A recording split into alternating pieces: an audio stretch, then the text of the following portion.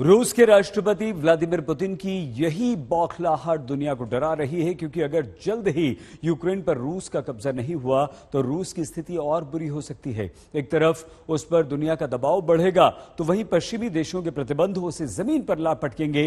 तो ऐसे में जब पुतिन चारों तरफ से घिर जाएंगे तब वो अपनी गद्दी बचाने के लिए कुछ भी कर सकते हैं।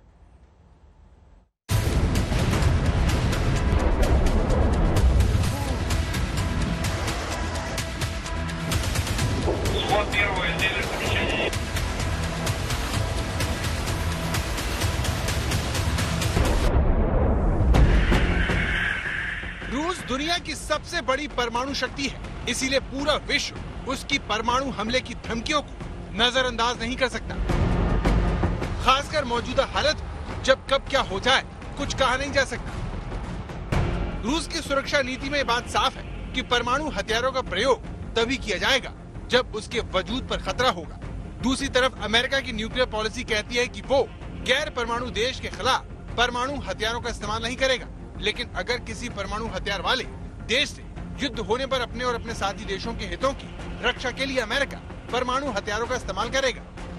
एक दावे के मुताबिक जब रोमन अब्रामोविच एक ओलिगार्क हैं जिन्होंने राष्ट्रपति ज़ेलेंस्की की चिट्ठी जाकर दी राष्ट्रपति पुतिन को, जिसमें संधि का एक प्रस्ताव था और उन्होंने अपने हाथ से वो एक प्रस्ताव लिखा था। इस पर राष्ट्रपति पुतिन ने कहा कि जाकर राष्ट्रपति ज़ेलेंस्की से कहो कि हम उन्हें ठोक देंगे या पीट देंगे, वी विल थ्रैश हिम, इस तरह की बात लिखी गई थी। इसको लेकर यहाँ खासा बवाल है। कहा यह जा रहा है कि रूस ने अब मन बना लिया है। जिस तरह से रूस की सेना अब मारियोपोल शहर के अंदर दाखिल हो गई है, उसी तरह रूस ने अब मन बना लिया है कि न केवल डॉनबास के इलाके को अलग कर दिया जाएगा, बल्कि कीव पर भी प्रहार करके सत्ता परिवर्तन की कोशिश की जाएगी। इस तरह रूस और अमेरिका दोनों की परमाणु नीति ऐसी है कि कब कौन परमाणु हथियार चला दे कुछ कहा नहीं जा सकता, क्योंकि पुतिन के एतराज के बावजूद नाटो देश रोजाना 17 विमानों में हथियार भरकर यूक्रेन पहुंचा रहे हैं। इन हथियारों के इस्तेमाल की ट्रेनिंग भी नाटो यूक्रेन के सैनिकों को दे रहा है। यानी हालात बहुत तनावपूर्ण है, जिसमें पुतिन धमकी पर धमकी दे रहे हैं और दुनिया 27 साल पहले की उस घटना को याद करके परेशान हो रही है जब चंद सेकंड से रूस का परमाणु हमला रुक गया था। बात 25 जनवरी 1995 की है, जब रूस की कमान येल्त्सिन के हाथों में थी। रूसी रडारों को सीमा के पास बेरेंट सी के ऊपर एक मिसाइल दिखी जो तेजी से रूस की तरफ बढ़ रही थी और समय बहुत कम था। इसके बाद राष्ट्रपति येल्त्सिन के न्यूक्लियर ब्रीफकेस का अलार्म बज उठा और उन्होंने अपने ब्रीफकेस को एक्टिव किया। वो प्रधानमंत्री और रक्षा मंत्री से मशवरा कर ही रहे थे कि अब क्या करना है, और इसके लिए उनके पास 5 से 9 मिनट का वक्त था। रूस की पनडुब्बियों को आदेश दिया गया कि वो पलटवार करने के लिए तैयार रहें।